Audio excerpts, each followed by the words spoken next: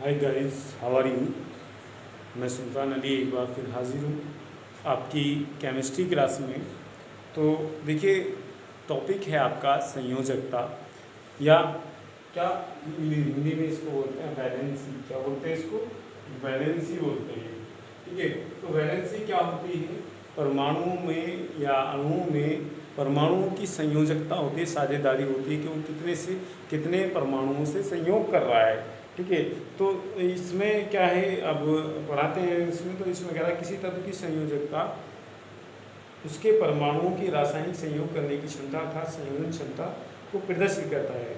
भाई, किसी तत्व की संयोजकता उसके परमाणुओं की रासायनिक संयोग करने की क्षमता, रासायनिक संयोग करने की क्षमता अर्थात संयोजन क्षमता को प्रदर्शित करता है संयोजकता, कि कितने परमाणुओं से इन्होंने संयोग किया है। ठीक है, फ्रैकलैंड ने संयोजकता का एक पूर्ण संख्या में प्रदर्शित करने का सुझाव दिया। ऐसा करने के लिए हाइड्रोजन में की संयोजकता एक माना गया। संयोजक की परिभाषा इस प्रकार दी गई, किसी तत्व की संयोजकता हाइड्रोजन के परमाणु की वह संख्या है जो उस तत्व के एक परमाणु से संयोग करती है। यानी हाइड्रोजन को बेस बना करके ये परिभाषा दी कि किसी तत्व की संयोजकता वो संयोजकता है जो हाइड्रोजन के परमाणुओं की वो संख्या है जो उस तत्व के एक परमाणु से क्या करती है, संयोग करती है। ठीक है, संयोजकता की इस परिभाषा के अनुसार हाइड्रोजन क्लोराइड जल और अमोनिया में क्लोरीन ऑक्सीजन व नाइट्रोजन की संयोजकता के अनुसार 1, 2, 3 है। परंतु देखिए, ये किस किस की, hydrogen HCl, H2O, NH3, H2O, HCl और NH3। तो इसमें क्या है, यहाँ पर ऑक्सीजन की संयोजकता कितनी होगी, यानी कि ये माना गया कि वो किसी तत्व की संयोजकता वो संख्या है जिसमें उसके हाइड्रोजन परमाणु जितने जुड़े हुए होते हैं। ये फ्रैकलैंड ने कहा था, क्या कहा था कि भाई किसी तत्व की संयोजकता हाइड्रोजन के परमाणुओं की वह संख्या जो उस तत्व के एक परमाणु से संयोग करते हैं। तो देखिए, यहाँ पर पानी के अंदर जो ऑक्सीजन के साथ हैं वो 2 हैं, तो ऑक्सीजन की संयोजकता 2 हो गई, और Cl क्लोरीन के साथ कितनी है, वो 1 है। तो यहाँ पर Cl की संयोजकता क्या हो गई, 1 हो गई। और नाइट्रोजन की संयोजकता कितनी है, नाइट्रोजन की संयोजकता 3 होनी चाहिए, क्योंकि इससे हाइड्रोजन के परमाणु 3 जुड़े हुए हैं। इससे 1 जुड़ा हुआ है और इससे 2 जुड़े हुए हैं और यहाँ पर 3 जुड़े हुए हैं, तो इसलिए इनकी संयोजकता ये हो गई। लेकिन उसमें आगे क्या है, एक और उदाहरण दिया गया। वो उदाहरण दिए गए क्या, CH4, C2H6 और C2H4। ये उदाहरण दिए गए CH4, C2H6 और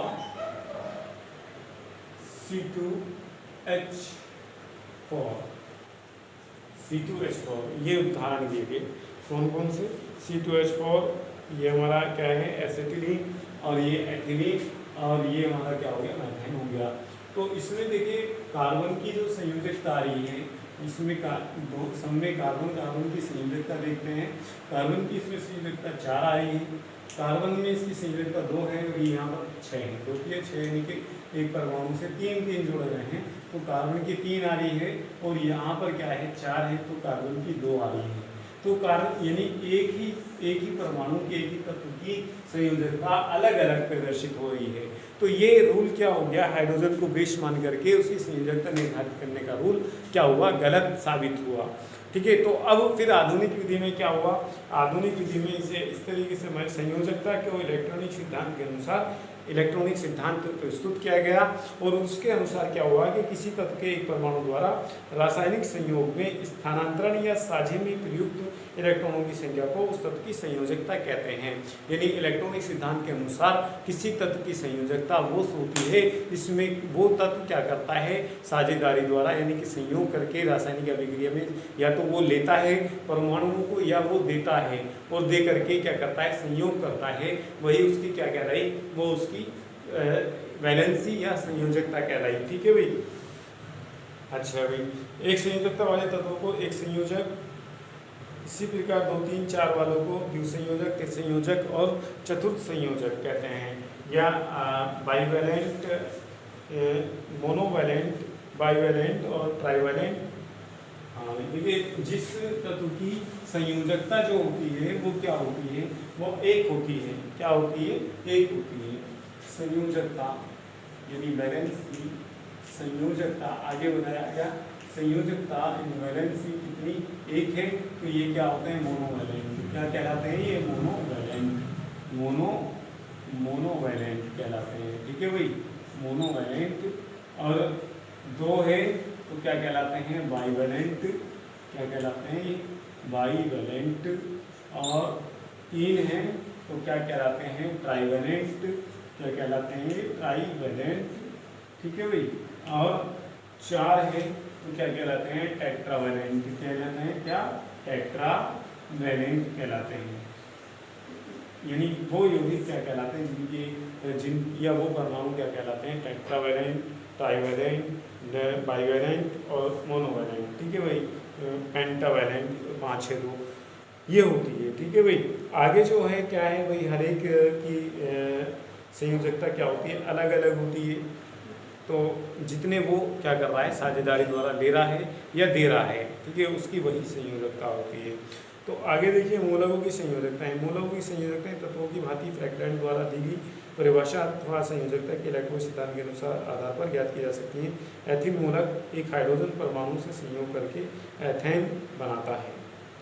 ठीक है भाई, एथिल मूलक जो है हमारा एक मूलक है C2H5, C2H5 ये क्या करता है, ये एथिल है और क्या है ये एथिल मूलक है, क्या है ये एथिल मूलक।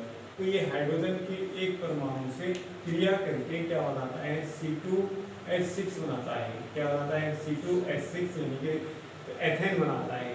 तो C2H5 मूलक की जो इस वाले मूलक यानी मूलक की बात हो रही है।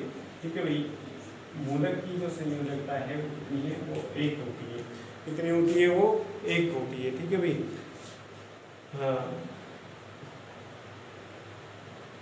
इसी तरीके से क्या है कुछ सामान्य और सरल परमाणु आयन होता है। सोडियम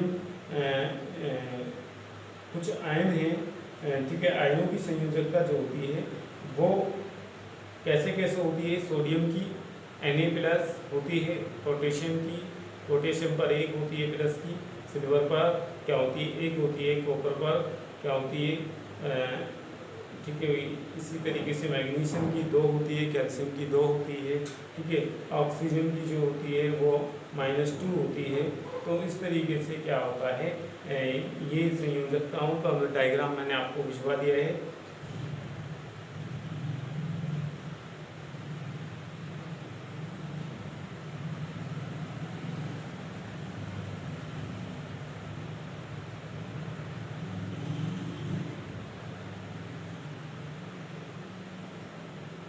क्या होता है आयनों पर, देखिए आयनों की संयोजकता जो होती है वो उस पर उपस्थित आवेश के बराबर होती है।